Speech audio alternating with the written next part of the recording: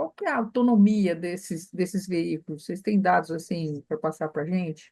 E a questão de estrutura de abastecimento, né? Na Alemanha, me parece que já é uma preocupação. E no Brasil, como é que vocês veem essa questão da estrutura de abastecimento desses veículos? Poxa, nós temos um expert aqui, né? Então, isso aí Fala da autonomia, eu falo da infraestrutura, como a gente vai trabalhar. Na autonomia, veja bem, cada situação é muito difícil você falar sobre autonomia. A gente está fazendo testes agora lá em Belém, em Salvador, onde a topografia não ajuda, aumenta muito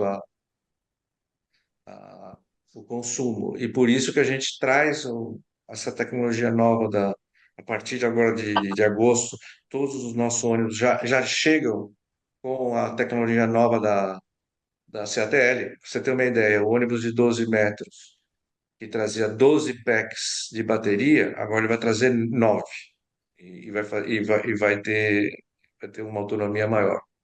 Então, isso vai ajudar muito. Na questão de caminhão e, e van, a gente acredita que a van, no modelo normal, onde o carro chega com 10% de bateria num dia cheio, ele vai atingir 350 quilômetros. O caminhão, a gente precisa ainda, aqui no Brasil, certificar qual é o consumo médio que a gente vai Alô? conseguir atender. Então, por isso que a gente vai fazer esses testes ainda no caminhão.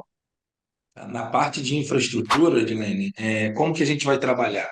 Quando a gente fala, vamos dizer, vou dar o caso que eu trabalhei também aí no passado, aí, que foram uns caminhões, por exemplo, da Ambev. Ok? Qual era lá eles trabalham com modelo de distribuidores. A Edilene, só concluindo, então, nesse caso, o que que a gente fez? Primeiro, identificou qual aquela quantidade de caminhões que eram necessários de fazer a modernização, e com base nisso, a quantidade de autonomia, a quantidade de horas disponíveis para fazer a recarga, e quando você fala de centro de distribuição, você acaba tendo um conjunto de horas maior, mais interessante. Então, você conseguia colocar uma quantidade de carregadores que atendesse ali a, por exemplo, carregamento noite e madrugada, sem grandes impactos no sistema de distribuição. Então, isso, a maior parte dos casos, a gente vai conseguir atender dessa forma, atendendo ali a recarga noturna.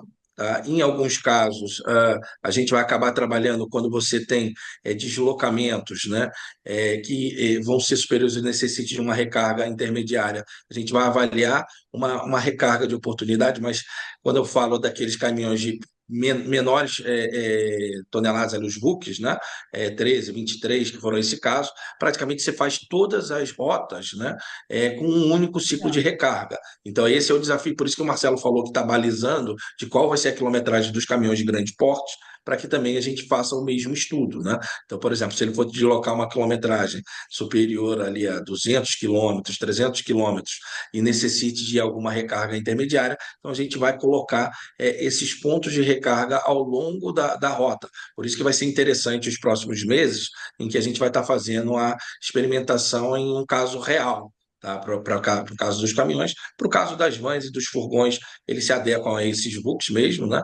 Então você vai ter uma autonomia suficiente para fazer todas as rotas durante o dia ali, ou um único ciclo de recarga, né? E também com todo o know-how que aí eu trago, não só, né, com a minha vinda para administrar aqui a empresa, mas também com a equipe que eu estou trazendo e também com parceiros estratégicos. A ideia também é a gente desenvolver uma rede de parcerias aí, é o know-how nos sistemas de distribuição.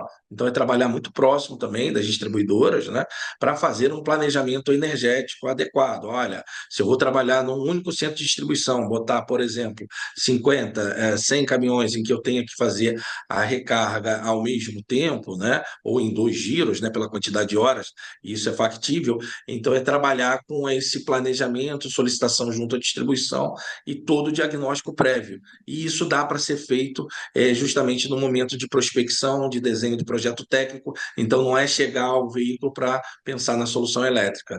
Então eu entendo que fazendo dessa forma, a gente vai mitigar muito esse risco e essa preocupação que você trouxe aí do caso lá da Alemanha.